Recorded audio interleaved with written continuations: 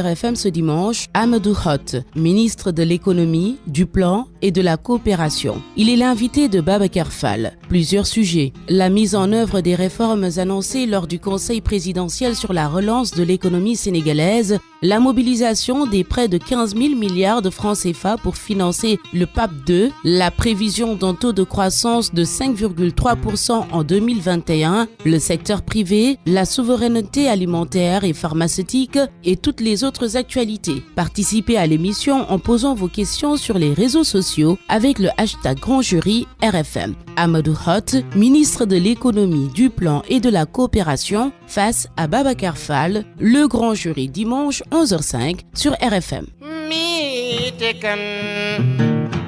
Bonjour à tous, bon dimanche, bienvenue dans ce nouveau numéro du Grand Jury de RFM. Le Sénégal de demain, ou plutôt le Sénégal de l'immédiat, l'après-crise sanitaire du coronavirus, comment va se relever le pays? Le défi économique, c'est la grosse équation en une question. Comment passer de la résilience à la relance? Merci au ministre de l'économie, du plan et de la coopération d'avoir accepté notre invitation. Bonjour Amadou Hott. Bonjour Babacar. Lors du conseil présidentiel sur la relance de l'économie sénégalaise dont votre ministère était l'organisateur, il y a eu 300 participants, essentiellement des acteurs de la politique économique et sociale du Sénégal. Le chef de l'État a présenté ce plan de relance inclus dans le PAP 2, la phase 2 du programme d'action prioritaire du plan Sénégal émergent qui devient du coup PAP 2A, plan d'action prioritaire ajusté et accéléré. Un chiffre est sorti de ce conseil présidentiel, 14 702 milliards de francs CFA, l'argent qu'il faut pour sauver l'économie sénégalaise des effets de la pandémie de Covid-19. La curiosité, monsieur le ministre, reste la mobilisation de ces fonds et comment ça va se faire? Je remercie Babacar pour cette invitation.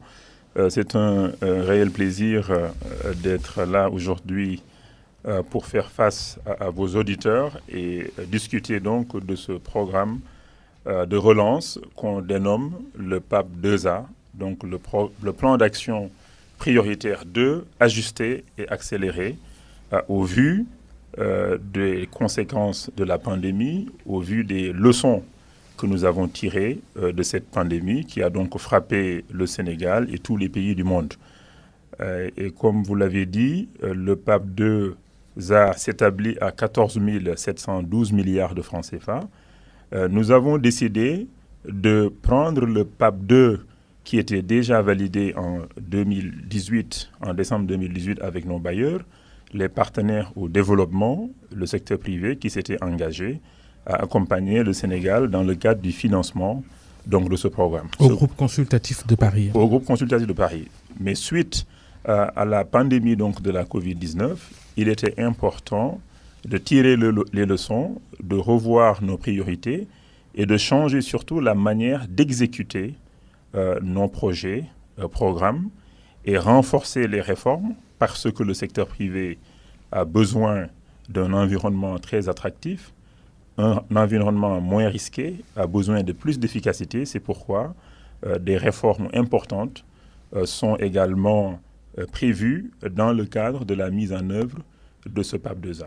Je rappelle simplement que lors du groupe consultatif, il y avait déjà des engagements importants de nos partenaires au développement. Il s'agit maintenant de revoir tous ces projets et d'ajuster selon nos nouvelles priorités et de demander à ces partenaires d'orienter les financements qui étaient proposés vers ces nouvelles priorités. Et les partenaires au développement ont assisté massivement donc à ce conseil présidentiel et ont félicité le gouvernement, le chef de l'État, son Excellence Macky Sall, pour avoir pensé à un plan pareil, mais aussi pour une organisation très réussie du conseil présidentiel sur la relance.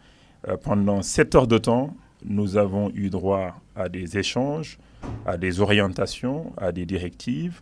Nous avons eu également le feedback des partenaires au développement, mais surtout du secteur privé national, des organisations patronales, syndicales, les élus, en tout cas de toutes les parties prenantes qui avaient déjà participé d'ailleurs à l'élaboration de ce plan parce que nous avons été très inclusifs. Tout le gouvernement a contribué, tous les départements ministériels, mais également tous les acteurs de la vie économique et sociale de notre pays. Nous avons rencontré tout le monde. C'est pourquoi le plan est un plan exhaustif qui tient compte des recommandations, des suggestions de différentes parties prenantes. Et maintenant, il nous faut y aller en accélérant sa mise en œuvre et en attaquant, parce qu'on était un peu en défensive. Il fallait, à cause de la crise de la Covid-19, le gouvernement a riposté très rapidement. Vous avez vu avec le programme de résilience économique et sociale, le programme de résilience économique et sociale, qui a été salué par tous les bailleurs, par tous les partenaires, par la plupart du pays. Et je voudrais d'ailleurs, Babacar, en profiter pour rappeler que le Sénégal a eu une gestion extraordinaire et exceptionnelle. On fera le bilan du presse au cours de on y reviendra alors. De cette émission. C'est ça. Alors, est-ce que vous commencez à enregistrer les premières mobilisations de ces nouveaux fonds qui doivent arriver pour la relance de l'économie? Nous étions déjà dans un stade de mobilisation très avancé de toutes les routes. Vous savez, il y a des engagements. Et après les engagements, il faut soumettre des projets avec toutes leurs études pour que les bailleurs qui sont engagés sur des enveloppes puissent orienter ces engagements vers des projets très précis. Donc, les projets, on va présenter des projets selon l'ordre de priorité, en tenant compte de toutes les souverainetés qui doivent être maintenant la priorité pour nous. C'est la souveraineté alimentaire, sanitaire, pharmaceutique, l'industrialisation, le numérique et surtout les réformes qui vont avec, pour pouvoir attirer plus d'investisseurs privés et faire également des projets PPP. Toutes les équipes sont d'attaque. Tous les départements ministériels ont réajusté, revu leurs projets qui ont été donc validés lors de ce conseil présidentiel. Certains projets, on avait déjà des études de faisabilité, on avait tout ce qu'il fallait, on avait même soumis des requêtes de financement à nos partenaires au développement. Pour d'autres, il faudra accélérer la préparation de ces projets avant de soumettre des requêtes de financement.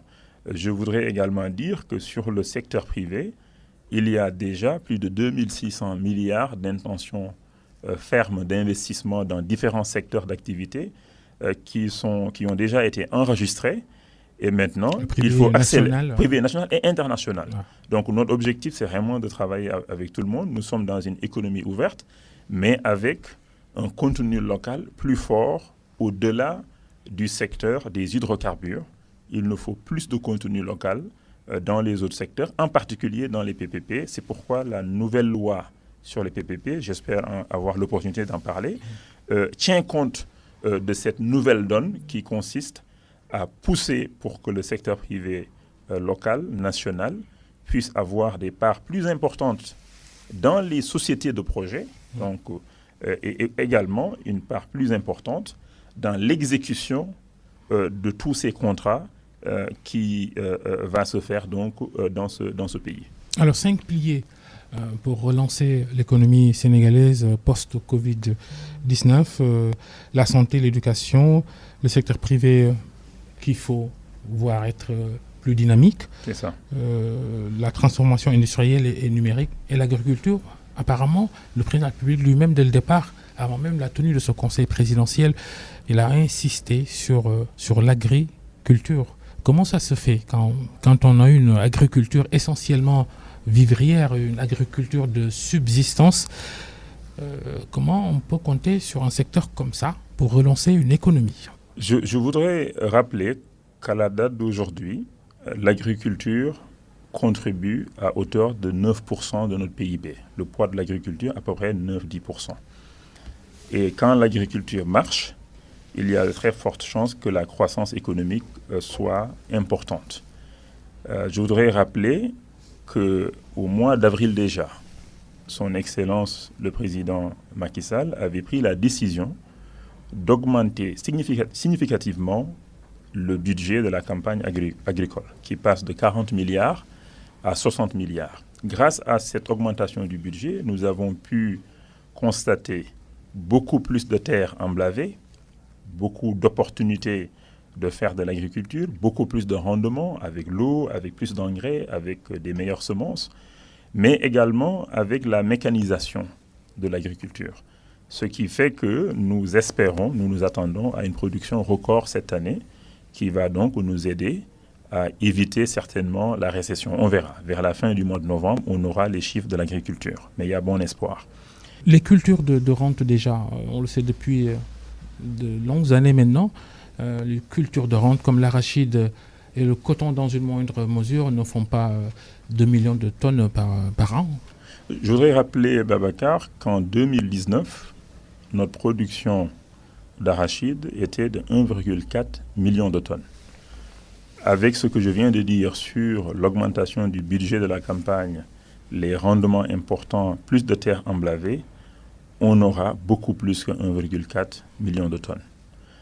Sur les autres cultures également, une augmentation drastique.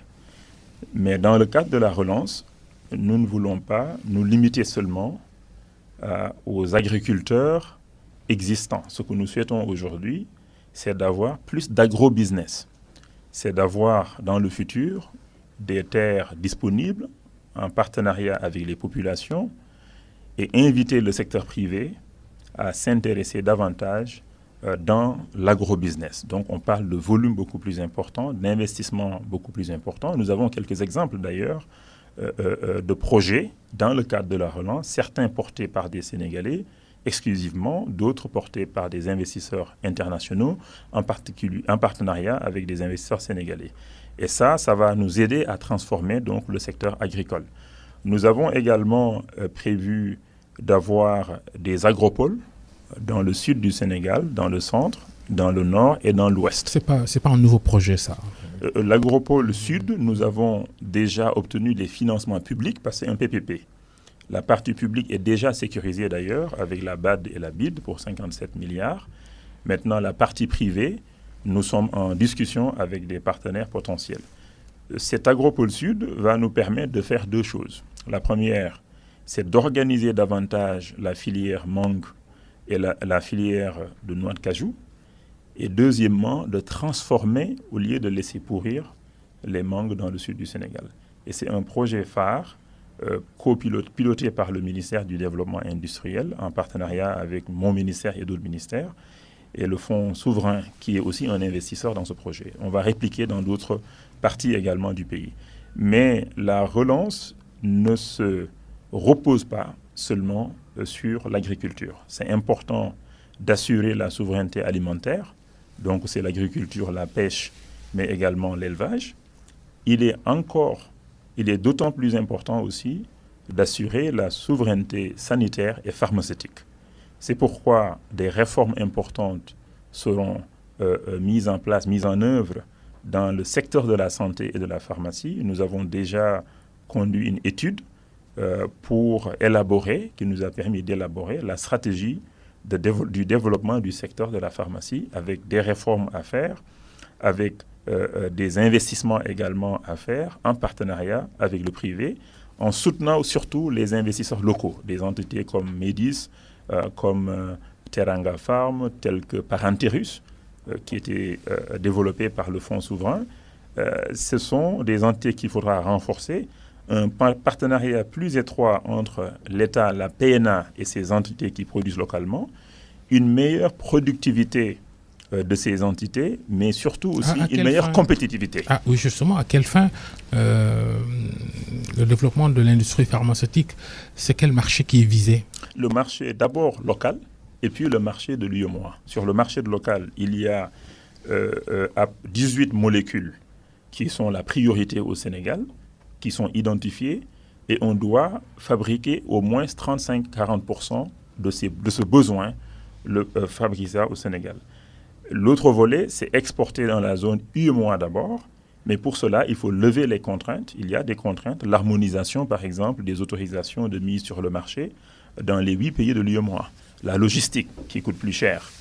Et tout cela, nous sommes en train d'y travailler avec les acteurs, mais aussi au niveau du Conseil des ministres de l'UEMOA pour accélérer ces réformes. Un pays comme l'Afrique du Sud, pour prendre un exemple sur le continent, l'Afrique du Sud a annoncé jeudi par la voix d'ailleurs de son président, le président Ramaphosa, qu'elle va axer la relance de son économie post-Covid sur les infrastructures pour davantage attirer des capitaux. Ça ne semble pas la meilleure trouvaille, ça. Nous aussi, nous allons accélérer les infrastructures. On n'a pas décidé de réduire nos investissements dans les infrastructures. Au contraire, on va le faire, par contre, plus avec des investisseurs privés, des partenariats publics-privés, au lieu de continuer à faire majoritairement des investissements publics, comme nous avons eu à le faire durant la première phase du plan Sénégal émergent. C'est pourquoi d'ailleurs la réforme sur les PPP, elle est pratiquement finalisée.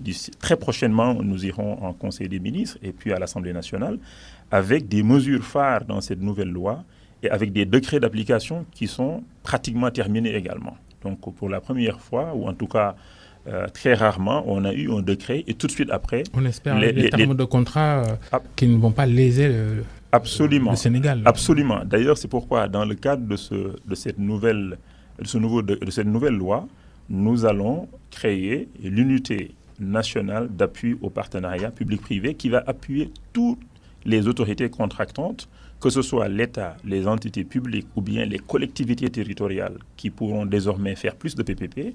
Cette unité composée d'experts financiers, de juristes, d'ingénieurs va appuyer tout le monde dans la négociation, la préparation, la conception des projets et même la structuration du financement pour que le privé puisse investir. Quels sont les projets phares côté infrastructure dans ce plan de relance? Par exemple, le port de Ndayane, par exemple. C'est un projet de plus de pratiquement 800 millions de dollars durant la première phase avec un partenaire déjà sécurisé qui est déjà connu.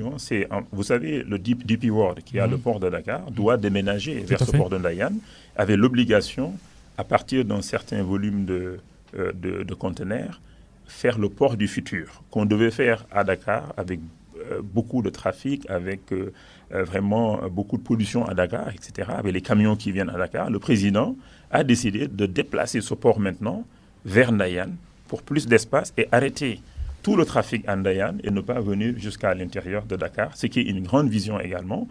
Et là, nous allons finaliser les négociations très prochainement. C'est un PPP, mais la majorité du financement, c'est vraiment le partenaire qui va l'apporter. Et le Sénégal sera un actionnaire important de ce port, alors qu'aujourd'hui, nous n'avons que 10% via le port autonome de Dakar. Et l'instruction du président, c'est d'aller jusqu'à 40% pour qu'on puisse bénéficier davantage des retombées de ce port qui va être un port stratégique dans notre pays. À part cela, nous avons d'autres autoroutes à péage. Par exemple, l'autoroute Thiès-Tivaouane-Saint-Louis, ce sera un PPP. C'est sur 177 km pratiquement et ce sera un partenariat public-privé. Nous avons également d'autres routes importantes. Rien à voir avec la côtière? C'était la côtière, mais on l'a déplacée un peu. Au lieu de faire sur la côtière, parce que là-bas, quand même, c'est la zone humide, c'est les Niayes, il y a beaucoup d'agriculture, on ne veut pas déranger cette économie agricole. Parce que quand même, une autoroute à péage aura un impact sur les terres, sur cette activité. On l'a déplacée pour éviter les Niayes. Mais l'innovation, c'est de faire un PPP. Avant, on devait s'endetter pour faire le projet. Comme c'est un projet qui peut être rentable, on a décidé de le faire en PPP avec le secteur privé. Et au-delà de ces routes, il y a le chemin de fer Dakar-Bamako, qui est une priorité. Nous allons réhabiliter le chemin de fer, au moins jusqu'à Tamba, et après, faire un port sec également à Tamba, pour que les camions qui devaient venir du Mali jusqu'à Dakar ou Ndayane s'arrêtent à Tamba avec un grand port sec. Et aussi, ça va nous permettre de polariser un peu aussi l'économie dans cette partie sud-est de notre pays, en tenant compte de la Guinée-Conakry, de Guinée-Bissau et également du Mali aussi. Et donc c'est un projet intégré phare.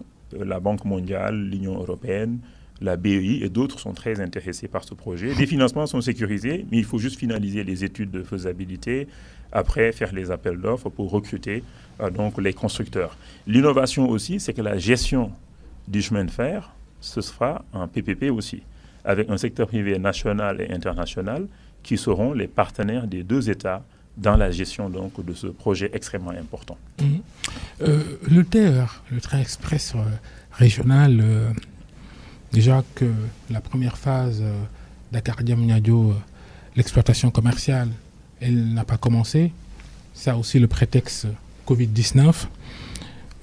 Il va commencer quand avec ces rotations, le TER. Voilà, le TER, ça a été dit, en 2021, il va absolument il va circuler. Il ne faut pas oublier qu'avec la Covid-19, beaucoup d'experts qui devaient venir au Sénégal finaliser certains travaux n'ont pas pu faire le déplacement. C'est maintenant seulement que les experts sont en train de revenir. C'est un projet majeur, une technologie de pointe, et le Sénégal seul ne pouvait pas faire ce projet. Ce que je veux aussi rappeler, c'est que dans cette deuxième phase du PSE, il y a la deuxième phase donc du TER également. Il faut aller jusqu'à l'aéroport de AIBD avec tous les avantages que cette infrastructure va apporter. En particulier, rendra aussi l'accès à l'aéroport plus facile, va réduire aussi la pollution, le trafic, la congestion dans Dakar, etc. Et donc, pour ce projet de TER, la phase 2, le financement aussi est acquis avec les mêmes partenaires. Oui, ce tronçon Diamniadio-AIBD pour le train express régional, ce tronçon qui n'est pas encore construit, on peut s'attendre à ce que ça démarre, les travaux quand? D'abord, il faut qu'on commence déjà l'opérationnalisation effective de la phase 1, mais durant la 2021, les travaux vont commencer. Dans le budget, il est prévu un montant pour le démarrage des travaux. Un montant qui est de combien? C'est pour bien démarrer en 2021 et ce budget servira à payer les travaux qui vont être faits en 2021 et le projet ne va pas s'arrêter, va continuer. Ouais. Le taux de croissance du Sénégal pour 2020, il sera de moins 0,7%, mais vous prévoyez une croissance de 5,3% l'année prochaine. Vraiment possible, monsieur le ministre, sans démagogie? Du tout. D'abord, pour le taux de croissance de 2020, on est à moins 0,7. Mais avec les résultats de l'agriculture, probablement, on sera à un peu plus. On verra d'ici fin novembre. Je voudrais rappeler également que partir d'un niveau très faible et rebondir, ce n'est pas difficile. Et c'est le cas dans tous les pays. Si vous regardez par exemple la zone de l'Union européenne, en 2020, ils seront à moins 8,3, moins 8,6. Une grande récession en Europe. En France, c'est à peu près moins 9,8% de croissance négative. Moins 9,8%. Ce seront des conjonctures de courte durée quand même. Mais si tu regardes ce qu'ils ont prévu pour l'année suivante, la France passe de moins 9,8 à plus 6% en 2021. La zone de l'Union européenne de moins 8,3 à peu près à moins 5,6 ou moins 5,7. Les États-Unis passent d'une récession à une croissance importante l'année prochaine. La Chine, qui ne va pas en récession, c'est le seul grand pays qui aura une croissance positive. Voilà, plus 1,9% à peu près. Mais l'année prochaine, ils seront à plus de 8% de croissance. Donc ce n'est pas difficile quand vous êtes très bas de rebondir. Parce que quand vous rajoutez une certaine activité, une certaine valeur ajoutée, le taux de croissance va augmenter parce que vous partez de très bas. Donc ce n'est ni démagogie, ni surprise. Et au-delà de ce phénomène connu en économie, toutes les mesures qu'on a prises, tous les projets qu'on attend à être exécutés en 2021 vont nous permettre d'obtenir ces résultats. D'abord, il y a l'agriculture, il y a les agropoles, il y a les projets d'infrastructure tels que le TER, la route du Dandemayo, par exemple, dont on a obtenu déjà le financement, la construction, par exemple, de salles de classe pour remplacer les abris provisoires, etc. Il y a beaucoup de projets déjà ficelés, financement acquis, construction qui démarre déjà et qui vont se poursuivre durant 2021. Et avec tout cela, et l'investissement aussi du secteur privé, on aura certainement le 5,2, et en 2022, 7,2, et en 2023, avec l'arrivée du gaz et du pétrole, 13,7% de croissance. Le fameux taux de croissance à 2 chiffres, tant rêvé par votre régime. Le président Macky Sall, depuis qu'il est arrivé, on en parle. Même l'objectif de 6,8 avant la crise sanitaire n'a pas été atteint. Attention alors. Ce n'est pas rêvé par notre régime, mais rêvé par le Sénégal. Oui, d'accord. Tout le Sénégal. Vous le portez. Exactement. Je disais, cette prévision de 6,8, vous ne l'avez jamais atteint, même avant la crise. Oui, mais je vous ai dit, dès l'année prochaine, On quitte la crise, on sera à 5,2. Et l'année suivante, 7,2. L'année prochaine, c'est dans un an. Je pense qu'on pourra constater tous qu'on aura atteint ce taux de croissance. Le secteur privé, vous comptez dessus donc dans cette relance de l'économie sénégalaise. Comment le secteur privé pourrait-il contribuer à cette relance et sauver en même temps sa peau, puisqu'il est sérieusement affecté par la crise? Expliquez-nous. Le secteur privé a été sérieusement affecté, de même que les populations. On parlera, j'espère, du PREZ. On a eu des mesures importantes. Le secteur privé, on compte sur lui parce que nous sommes en train de l'organiser. Le secteur privé, il faut le reconnaître, local, il est un peu éparpillé. Il faut qu'on arrive à fédérer les ressources et les moyens du secteur privé national pour pouvoir compter davantage dans la contractualisation, dans l'exécution des projets PPP et toutes sortes de projets. Et c'est pour nous une grande mission. Et d'ailleurs aussi, le patronat, il est un peu éparpillé. On a des discussions déjà pour voir comment fédérer tout le monde. Ce que nous souhaitons, c'est d'organiser le secteur privé national pour que chacun contribue ses ressources dans un même véhicule pour que ce véhicule-là puisse être investisseur, être actionnaire dans différents projets stratégiques. C'est d'ailleurs ce qui a été fait dans le cadre de la centrale de 300 MW qui a été signée récemment et qui est portée exclusivement par le privé national, le privé sénégalais. 85% du capital, c'est les privés sénégalais. 15%, c'est la Sénélec. C'est un projet de 220 milliards exclusivement porté par des privés sénégalais. C'est simplement dans l'exécution qu'on a le partenariat avec des entreprises étrangères, notamment GE qui fournit les turbines, mais également une société turque qui va exécuter. Comme c'est des métiers très avancés, très sophistiqués, nous n'avons pas, nous, toute l'expertise. Mais ce que nous demandons à ces entreprises et ce que nous allons exiger, c'est d'avoir plus de sous-traitance avec les entreprises sénégalaises qui sont spécialisées dans certains de ces domaines. Il ne faut pas en faire une condition écrite, légale, pour que ces entreprises étrangères qui gagnent ces marchés-là soient astreintes à collaborer avec le privé national? Dans le cadre de la loi sur les PPP, nous avons non seulement décidé de proposer à l'Assemblée que la part minimale du secteur privé national soit revue à la hausse, d'abord, dans le capital. Deuxièmement, nous proposons également que la part minimale de la sous-traitance soit également revue à la hausse. Et je suis sûr que l'Assemblée va valider.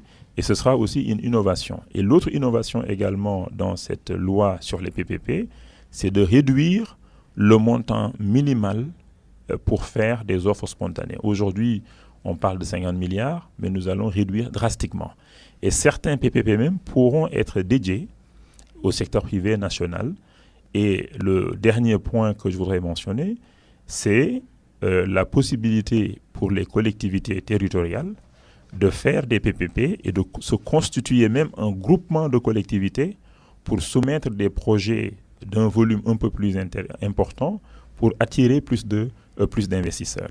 Et dans cette même loi aussi, nous proposons la mise en place d'un fonds de préparation et de structuration, de maturation de projets et qui sera en majorité abondé par les partenaires au développement en dons, parce que si on n'a pas la possibilité de préparer bien des projets, de faire toutes les études, la structuration, on ne pourra pas inciter d'abord notre privé national à investir et on ne pourra pas non plus inciter le privé international. Donc c'est une réforme aussi importante d'avoir donc ce fonds pour aider le privé national à investir. Et l'autre point que je voudrais mentionner pour appuyer le privé national, c'est la mutualisation de tous les instruments de soutien à la PME, à l'entreprise. Ah, justement, il y a les entreprises, les PME, PMI, ainsi que le secteur informel.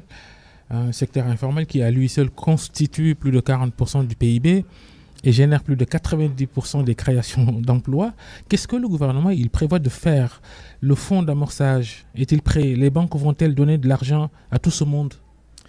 Je voudrais rappeler, Babacar, que durant le plan de résilience économique et sociale, nous avons fait des lignes de financement pour appuyer les PME, PMI, grandes entreprises, mais également le secteur informel et les PMI à travers le FONGIP, à travers l'ADER, tous les instruments de l'État. Dans le cadre de la relance, c'est ce que nous avons prévu cette fois, mais avec des lignes beaucoup plus importantes et des conditions beaucoup plus souples et des quotités de garantie. C'est-à-dire l'État va prendre plus de risques. Au lieu de garantir 50% d'un prêt, par exemple, on peut aller jusqu'à 70% pour les secteurs les plus prioritaires. Et ce que nous sommes en train de faire aussi, c'est de mutualiser, de rationaliser les instruments de soutien à l'entreprise. On a beaucoup d'instruments aujourd'hui, techniques ou financiers. Il faut les mutualiser, les regrouper quelque part, et le travail a déjà été amorcé. On verra les résultats très prochainement. L'autre initiative de son Excellence le Président Macky Sall, c'est de créer une grande banque de développement. Nous avons des banques de développement éparpillées. Nous avons la BNDE, la BHS, nous avons également la Banque agricole, nous avons le FONGIP, nous avons l'ADER, nous avons beaucoup d'instruments. Est-ce qu'on ne pourrait pas essayer d'avoir une sorte de holding ou en tout cas une entité qui aura plus de capitaux? L'idée avait été agitée il y a quelques petites années. Non, cette fois, on va mettre ça en œuvre. Donc très prochainement, nous allons recruter certainement un conseiller qui va nous aider à regarder tout cela et mettre en œuvre. L'État n'est pas le seul actionnaire dans ces institutions. Il y a des privés. Comment on va faire? Est-ce que les privés, quelle part vont avoir les privés, quelle part va avoir l'État? C'est un processus, mais il faudra le commencer pour que nous ayons un instrument phare de financement du développement qui va obtenir le soutien de l'État, le soutien des partenaires au développement, qui va mobiliser de l'épargne aussi pour pouvoir accompagner l'économie. Le secteur informel, dans le cadre de la relance, nous avons prévu 2 lignes de financement avec l'ADER et avec le FONGIP pour un montant de 100 milliards pour financer des investissements du secteur privé informel et également des TPI. Mais ça, ce n'est avec des garanties, des quotités de garantie intéressantes, avec des taux beaucoup plus bas. Aujourd'hui, le système financier décentralisé prête à autour de 20, 22%, 17%. Nous proposons moins de 9%, donc 8 ou 9%. L'autre aspect aussi qui est important pour nous, c'est de mobiliser l'épargne nationale dans le financement des projets de développement, surtout les projets PPP. C'est dans ce cadre qu'on va créer un fonds commun de placement pour que tout citoyen qui a un montant même de 50 000 francs puisse acheter des parts dans ce fonds commun de placement qui va générer des dividendes parce que nous allons investir l'argent de ce fonds commun de placement que dans des projets peu risqués qui vont générer de la rentabilité pour mobiliser l'épargne populaire. Plus qu'un fonds d'amorçage alors c'est les deux. On aura d'abord ce fonds commun de placement, ça c'est pour prendre des participations dans des projets mûrs. Et vous êtes actionnaire, vous pourrez, Babacar, si vous avez une épargne, acheter des parts dans ce fonds commun de placement. Des institutionnels peuvent acheter. Quelqu'un qui est au village, qui a ses vaches et qui a envie d'investir ailleurs, pourra vendre ses vaches et investir dans ce fonds commun de placement et avoir des dividendes. C'est des projets très sûrs parce que c'est des PPP avec toutes les garanties, les risques sont très réduits. Ce qui est important aussi, Babacar, c'est de tout faire pour que la partie nationale, qu'elle soit des privés, de grands privés qui sont dans certains secteurs, ou que ça soit l'épargne publique, qu'ensemble qu'on puisse former un pool de capitaux pour faire face aux investisseurs internationaux, pour faire des partenariats équitables. Le fonds d'amorçage, par contre, c'est un fonds de préparation. Le privé n'investit pas dans le fonds d'amorçage. C'est l'État de son budget et les partenaires au développement avec majoritairement des dons, parce qu'un fonds d'amorçage n'a pas vocation en général à gagner beaucoup d'argent. C'est vraiment pour préparer les projets, faire toutes les études, nous assurer que le privé est prêt à investir dans des projets dérisqués. Financer les préalables. Financer les préalables, exactement. À chaque fois que vous financez les préalables, le risque baisse, la rentabilité qu'exige l'investisseur national ou étranger baisse, et les coûts aussi d'utilisation ou bien les tarifs baissent parce que les risques auront baissé. Amadou Hott, le ministre de l'économie, du plan et de la coopération, l'invité du du grand jury de RFM. Et maintenant, le bilan du PRES, le programme de résilience économique et sociale doté de 1 000 milliards de francs CFA à la survenue de l'épidémie de coronavirus au Sénégal. Le gouvernement a-t-il réussi? Première question. Le gouvernement a-t-il réussi à rassembler cette somme de 1 000 milliards de francs CFA? D'abord, je dirais que le gouvernement a réussi à 2 niveaux. Le premier niveau, c'est la riposte contre la maladie. Il faut que le Sénégal célèbre davantage cette reconnaissance internationale que nous avons eue avec ces magazines internationaux, ces instances internationales. Le classement de USA Today, par exemple. C'est le classement USA Today. Il y a le classement également de Foreign Policy qui nous classe donc 2e derrière la Nouvelle-Zélande, qui est un pays beaucoup plus riche que le Sénégal. La Nouvelle-Zélande, le PIB par habitant, c'est 25 fois notre PIB par habitant. Donc ça veut dire que le Sénégal a réussi au-delà des espérances de tout le monde. Donc il faut célébrer, le reconnaître, tout en sachant que la crise n'est pas encore derrière nous. Il faudra rester vigilant. Deuxièmement, immédiatement, nous avons mis en place le programme de résilience économique et sociale, qui a été aussi plébiscité par tous les bailleurs, par les partenaires, par d'autres pays même qui se sont inspirés aussi de ce plan. 1 000 milliards, il y a une partie de ces 1 000 milliards qui est de l'investissement frais, cash. Une partie, c'est l'État qui renonce, par exemple, à des impôts. C'est l'État qui pardonne la dette fiscale, par exemple, qui l'annule, etc. Mais sur la partie mobilisation vraiment de ressources, nos partenaires au développement ont mobilisé plus de 800 milliards. Et le Sénégal donc a pu faire face. Les budgets même qu'on avait prévus pour certaines branches, ou bien en tout cas certains piliers de ce plan, nous avons dû les dépasser. Par exemple, dans la santé, finalement, nous avons engagé plus de 77 milliards de francs CFA pour que le Sénégal réussisse cette riposte. Nous avons payé 302 milliards de francs CFA au secteur privé pour évacuer un peu pour la dette intérieure, etc.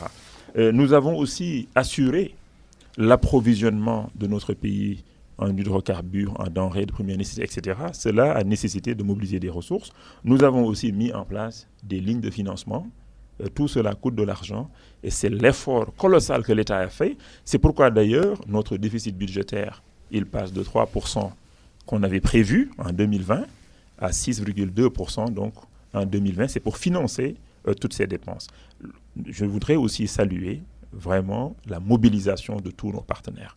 Certains sont mobilisés en prêt concessionnel très rapidement, des délais très raccourcis, mais également d'autres en des dons extrêmement importants et des dons qui ne sont pas remboursables.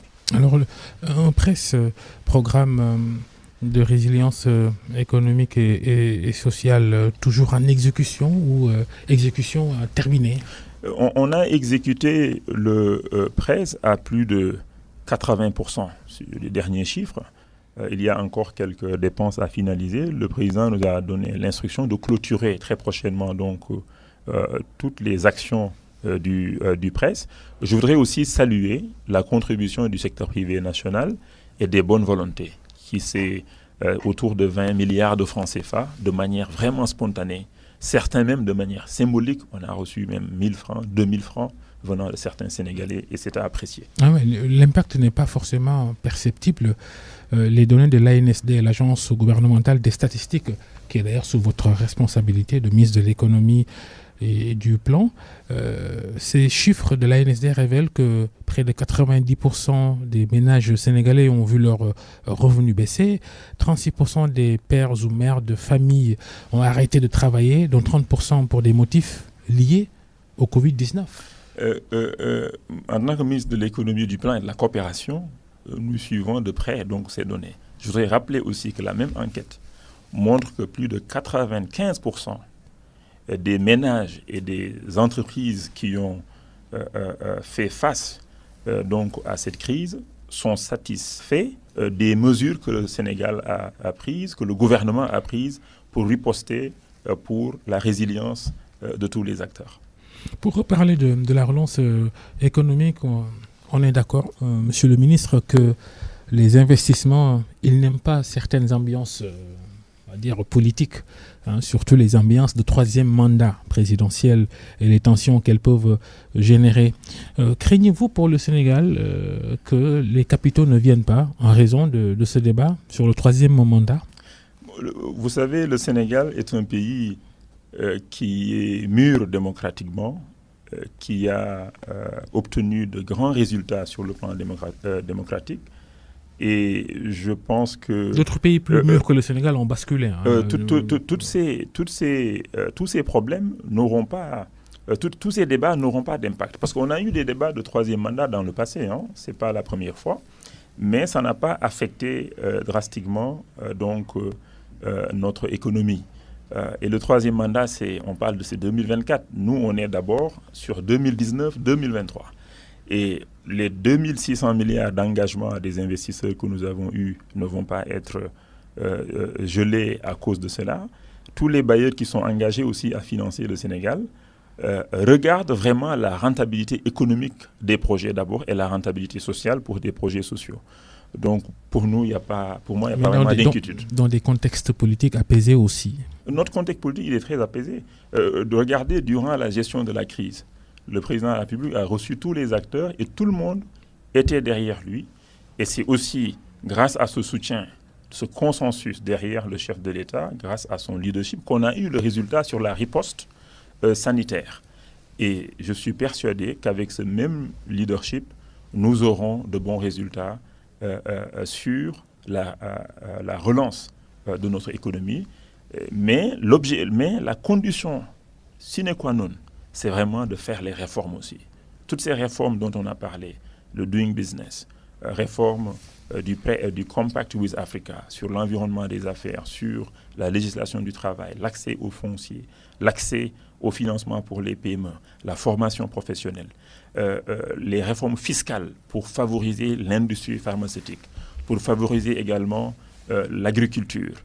Toutes ces réformes et également la réforme sur la mutualisation des instruments financiers de l'État, la réforme de la loi sur les PPP avec ses décrets d'application, la mise en place de tous ces fonds, ce sont les ingrédients qui vont nous permettre vraiment de réussir cette relance économique. Et le gouvernement est déjà d'attaque. Nous sommes déjà d'attaque. Est-ce que le président de la République il ne doit pas délivrer tout le monde pour que l'on soit fixé sur sa position sur la question du troisième mandat?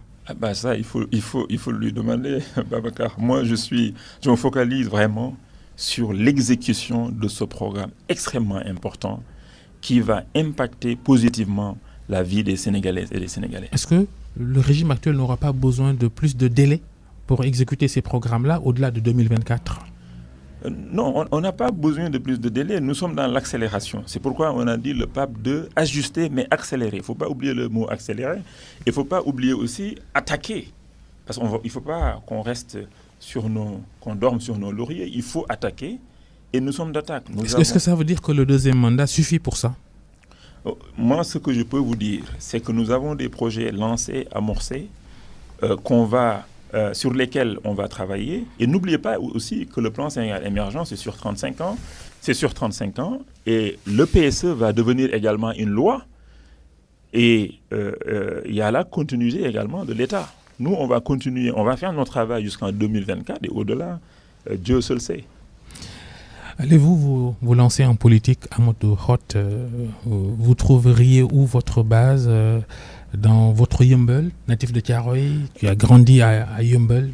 Moi, je suis de Yeumbeul et j'ai commencé à faire des actions sociales et des activités sociales à Yeumbeul bien avant même de rentrer au Sénégal en 2012 pour accompagner le président Macky Sall et sa politique. Et ce n'est pas parce que je suis devenu ministre que je dois quand même arrêter. Si je n'accélère pas ce que je faisais avant, ce n'est pas en devenant ministre que je vais devoir m'arrêter.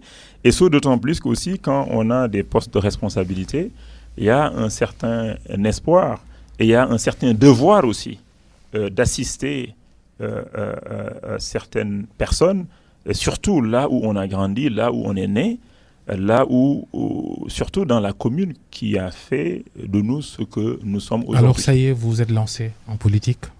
Moi, s'il se lançait en politique, c'est de faire des actions sociales, c'est d'accompagner tout le monde le plus possible, d'être proche des populations, d'accord?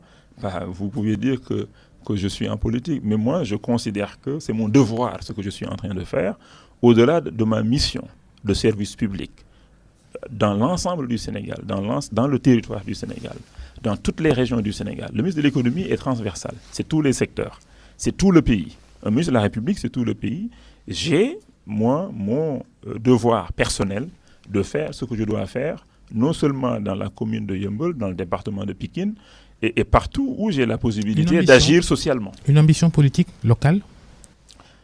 Moi, pour le moment, je suis en train de renforcer les actions que je suis en train de faire dans la commune de Yeumbeul, de soutenir les amis et sympathisants et leaders qui sont dans cette commune, mais au-delà, dans le département de Pikine, et si possible, dans d'autres endroits du Sénégal. Vous êtes le ministre de l'économie, du plan et de la coopération. Vous êtes peut-être interpellé par ces chiffres attribués à l'OIT, l'Organisation internationale du travail. Le Sénégal classé 3e pays au monde où le chômage est le plus élevé, 48%. C'est une donnée... Nous sommes tous interpellés en Afrique. Chaque année, 20 millions de demandeurs d'emploi viennent sur le marché du travail en Afrique. C'est pourquoi la création d'emplois... Les chiffres du Sénégal? La création d'emplois, l'entrepreneuriat, c'est extrêmement important pour nous et c'est au cœur de nos politiques. C'est pourquoi nous avons toutes ces politiques pour soutenir les entrepreneurs, mais également, surtout, la formation professionnelle.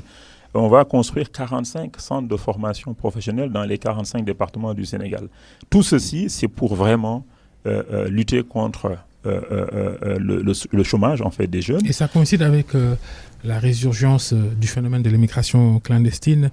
Ces jeunes Sénégalais, des centaines encore, qui ont pu rejoindre d'ailleurs ces derniers jours les côtes européennes, espagnoles pour être précis. C'est vraiment à regretter.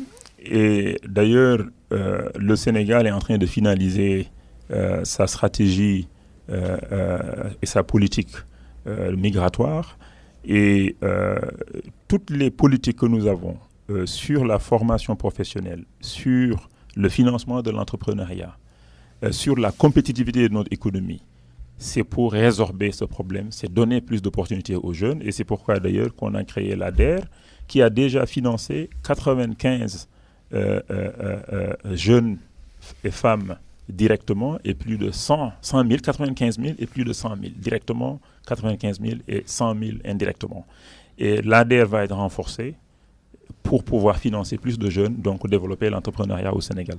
L'actualité, c'est aussi cette sortie du député du Ranérou-Ferlo, président du conseil départemental de Ranérou-Ferlo, Aliou Dembourou Sow, sur parvenir, pas lui citer une extinction sur ce qu'il a dit. Ce débat aussi, vous avez suivi. Vous êtes membre de cette communauté-là. Il appelle cette communauté à prendre des armes blanches contre ceux qui s'opposent au troisième mandat. Le parti présidentiel, la PR, a condamné. Vous en dites quoi? C'est le député Aliou Dembourou Lel Sambayan. C'est ça son vous connaissez nom. Très bien. Je le connais. C'est regrettable donc ces propos qu'il a tenus. Et je suis sûr qu'il les regrette. Il les regrette et il n'aurait pas il n'a pas encore présenté d'excuses. Je suis probablement il va le faire. Il va décider ce qu'il va faire, mais je sais qu'il regrette ses propos. Et c'est dommage parce que le Sénégal n'a pas besoin de cela. Mais nous allons dépasser ce genre de propos. Et le Sénégal est plus fort que cela. Nous sommes une nation unie. Et ce n'est pas ce genre de propos qui vont ébranler cette cohésion sociale que nous avons. Mais j'aurais aimé qu'il n'ait pas dit ces propos. Merci Amadou Hott d'être passé devant le grand jury d'RFM. Vous êtes le ministre de l'économie, du plan et de la coopération. Merci à tous de nous avoir suivis. Bonne fin de week-end. Le grand jury revient la semaine prochaine. Merci à Ibrahima et Aliou qui étaient à la régie. Merci également à Maggie pour le digital. Merci beaucoup Babacar. À très bientôt. Merci aux auditeurs également.